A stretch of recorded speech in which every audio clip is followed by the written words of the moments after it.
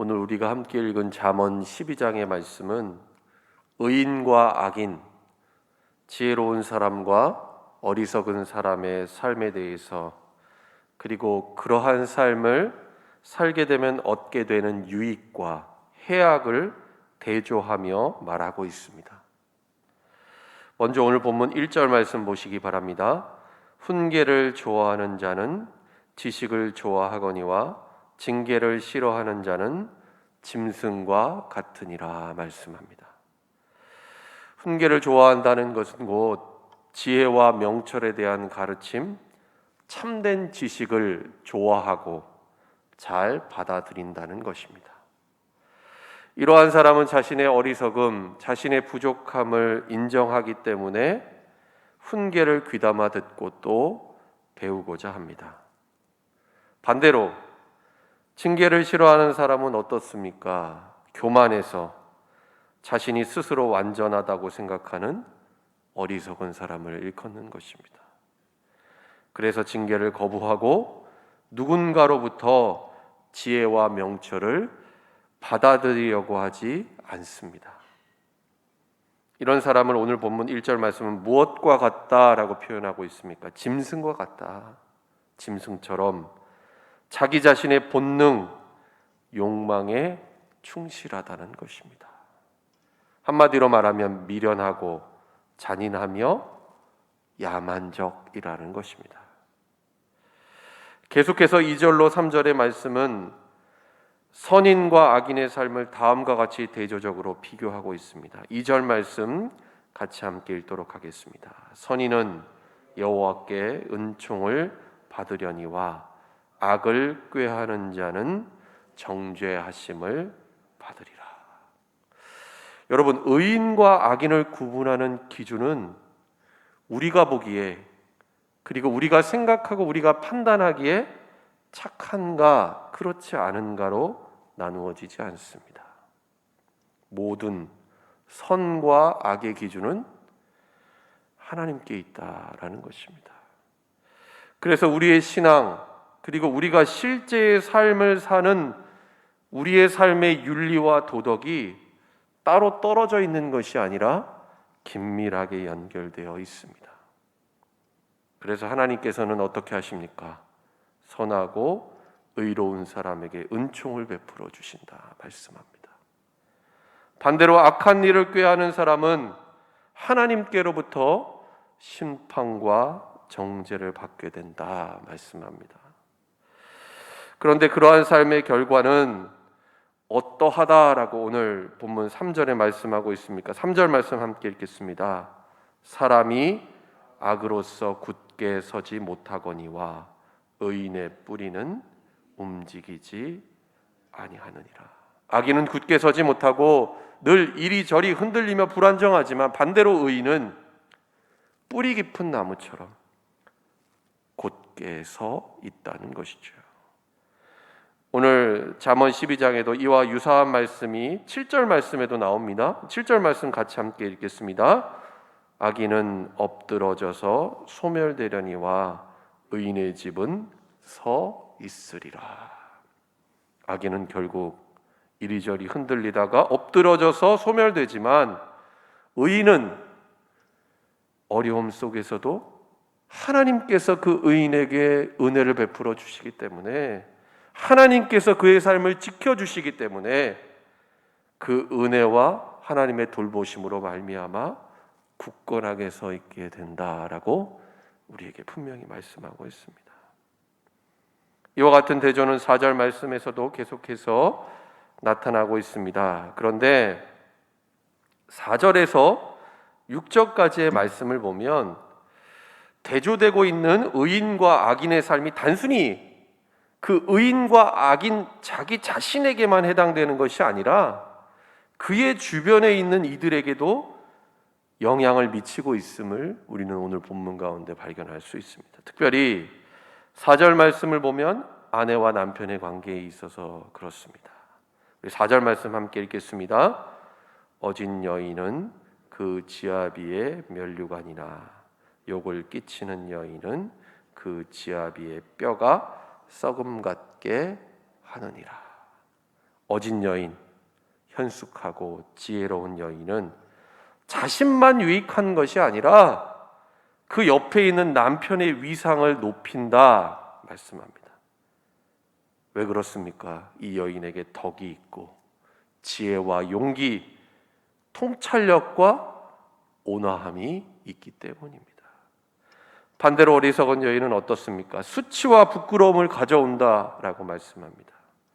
그리고 그 악영향이 그 주변에 나타나게 되는데 특별히 그 여인의 남편에게 고통과 괴로움을 줍니다. 오늘 본문 4절 말씀에 보면 그 고통이 뼈가 썩음 같다고까지 표현하고 있습니다.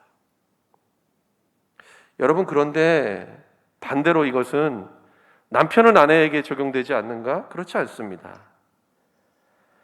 비단 아내가 남편에게만 영향을 주는 것이 아니라는 것이죠. 반대로 남편 역시도 아내에게 이와 같은 영향, 이와 같은 유익과 해악을 끼칠 수 있다라는 사실을 여러분, 우리는 오늘 이 말씀을 통해 기억하고 아내 된 분들 또 남편 된 분들 서로에게 어질고 지혜로운 배우자가 되실 수 있기를 바랍니다.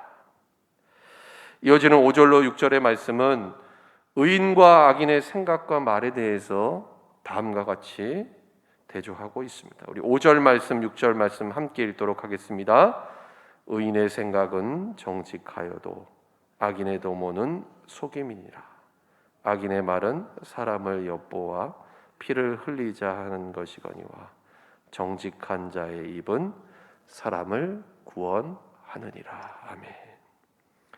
여러분, 말은 그 사람이 마음 가운데 가지고 있는 생각에서 나옵니다. 말과 생각이 결코 분리된 것이 아니라는 것이죠. 그런데 의인의 생각은 어떻습니까? 오늘 본문에 정직하다 말씀합니다. 의롭고 바르다는 것이죠. 그러나 악인이 도모하는 생각은 어떻습니까? 다른 사람을 속이는 교활하고 간사한 생각입니다. 그래서 이와 같은 악한 생각이 그 악인의 말 속에 반영이 된다라는 것이죠. 그 악인의 말이 그래서 어떠한 영향을 미칩니까? 보이지 않게 숨어서 그 사람에게 치명적인 해를 끼친다 말씀하고 있습니다.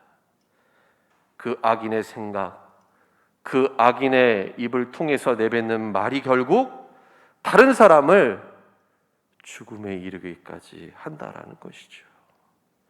그러나 의인의 말은 어떠하다라고 말씀합니까? 정직한 자의 입은 사람을 구원한다 말씀합니다. 자신도 구원을 받고 자신도 유익을 받을 뿐만 아니라 죽음의 위기 가운데 빠져 있는 사람을 건져내서 구원해낼 수 있다라고 말씀하고 있습니다. 이처럼 말에 대한 교훈, 우리의 언어 생활에 대한 가르침은 잠언 곳곳에 많이 등장할 만큼 너무나 중요한 것입니다. 오늘 보면 잠언 12장에서도 6절 말씀뿐만 아니라 12장 마지막 13절 그리고 14절 상반절에도 이와 같은 말에 대한 교훈이 반복해서 나오는 것을 우리가 보게 됩니다. 계속해서 이어지는 8절 말씀을 보면 의인과 악인을 대조하는 두 번째 단락을 다음과 같이 마무리하고 있습니다. 8절 말씀 같이 함께 읽도록 하겠습니다. 사람은 그 지혜대로 칭찬을 받으려니와 마음이 굽은 자는 멸시를 받으리라. 의인의 길, 지혜를 따르는 사람은 칭찬을 받게 됩니다. 비단 사람에게만 칭찬을 받는 것이 아니라 하나님께서 인정하시고 하나님께서 칭찬하신다는 것이죠. 그러나 마음이 굽은 사람, 마음이 굽었다라는 것은 하나님의 뜻을 떠나 악한 길로 행하는 사람입니다. 어리석은 사람이죠. 그 사람은 어떻습니까? 멸시를 받게 된다 말씀을 합니다. 결국에는 이 모든 것을 하나님께서 선악간에 심판하시고 그대로 보응하신다라는 것입니다. 마지막 세 번째 단락은 의인과 악인을 대조하고 있는데 어떠한 면에서 대조하고 있습니까? 겉으로 나타나는 것 그리고 그 실제가 다른 차이에 대해서 의인과 악인의 삶을 대조하고 있습니다. 9절 말씀 함께 읽겠습니다. 비천히 여김을 받을지라도 종을 부리는 자는 스스로 높은 채 하고도 음식이 핍절한 자보다 나으니라. 무슨 말일까요? 지혜로운 사람은 남의 시선이 아니라 자신이 실제로 어떤 사람인가를 중요하게 생각한다라는 것입니다. 설령 오늘 본문에 이제 가정을 하고 있습니다. 누군가로부터 비천히 여김을 받을지라도 이 사람은 내실이 있다라는 것입니다. 그의 삶이 진실하고 겸손하다는 것입니다. 그러나 반면에 어리석은 사람은 어떻습니까? 스스로 높은 채 합니다. 다른 사람 앞에서 거짓과 허세를 부리며 자신을 과시하려고 하는 것이죠. 실제로는 아무것도 없으면서 겉만 그럴듯하게 포장을 해서 남들에게 보여주고자 하는 것입니다. 10절 또한 같은 맥락에서 우리가 이해할 수 있습니다. 10절 말씀 보시기 바랍니다. 의인은 자기의 가축의 생명을 돌보나 악인의 긍휼은 잔인이니라. 의인은 단순히 경제적인 이득만을 위하지 않고 자기의 가축을, 그 생명을 성실하게 귀하게 여기고 잘 돌봅니다. 그러나 악인은 어떻습니까? 겉으로는 긍휼을 베풀고 긍휼을 보이는 것처럼 그렇게 드러내 보이지만 그 실상은 생명의 가치를 짓밟고 잔인하게 그 가축을 다룬다라는 것입니다. 이와 같은 대조는 11절과 12절 말씀에서도 계속됩니다. 11절, 12절 말씀 함께 읽겠습니다. 자기의 토지를 경작하는 자는 먹을 것이 많거니와 방탕한 것을 따르는 자는 지혜가 없느니라. 악인은 불의의 이익을 탐하나 의인은 그 뿌리로 말미암아 결실하느니라. 여러분, 11절의 말씀은 단순하게 자기 소유로 된 토지가 있는가 없는가, 그 토지의 유무 여부를 말하는 것이 아닙니다. 성실하고 근면하게 땀을 흘려서 자기의 토지를 경작하는 자는 그에 합당한 소산을 풍성하게 얻는다라는 것입니다. 반면에 방탕한 것을 따르는 자는 어떤 사람입니까? 일확천금만을 꿈꾸면서 헛된 망상에 빠져서 소위 말하는 인생의 한 방을 노리는 사람입니다. 이런 사람들 많죠. 당연히 어떻습니까? 성실하고 근면하기보다는 나태하고 방종에 빠질 수밖에 없다라는 것입니다. 결국 이런 사람은 어떻게 됩니까? 거짓과 불의를 저질러서라도 자신의 이익을 탐하게 됩니다. 그러나 의인은 이와 같은 시험, 이와 같은 유혹 속에서도 흔들리지 않습니다. 의인은 어떻다라고 말씀했습니까? 뿌리 깊은 나무처럼 깊고 굳건하게 내려진 그 뿌리로 말미암아 종국에는 결실하게 된다. 오늘 잠언의 말씀은 우리에게 분명히 말씀하고 있습니다. 14절 마지막 부분의 말씀처럼 그 손이 행하는 대로 자기가 받게 될 것이다. 성실하게 땀을 흘린 만큼 그의 합당한 결과, 그 합당한 열매를 거두게 될 것이다 라고 하나님께서 우리에게 말씀하십니다. 여러분, 우리는 오늘 이 잠언의 말씀을 통해 하나님께서 진정 우리에게 원하시는 의인의 길이 어떤 것인지, 그리고 그 유익이 무엇인지를 오늘 말씀 가운데 보았습니다.